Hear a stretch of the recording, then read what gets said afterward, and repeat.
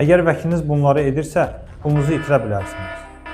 Birinci əlamət, 100% zəmanət verir.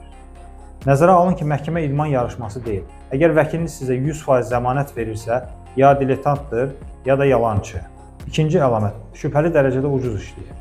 Ucuz vəkil, ucuz cərrah kimidir. Riskə getməyə hazırsınız. Üçüncü əlamət, aydın danışmır. Əgər vəkil suallarınıza dəqiq cavab vermir və ya baxarıq, bir şey fikirləşərək deyirsə, uduzma ehtimalınız yüksəkdir.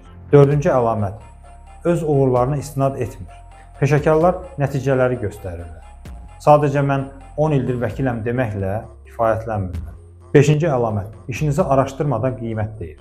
O sizin işinizi araşdırmadan qiymət deyirsə, burada ciddi problem var. Vəkilinizdə bu əlamətlərdən biri varsa, onu yoxlamağa dəyər.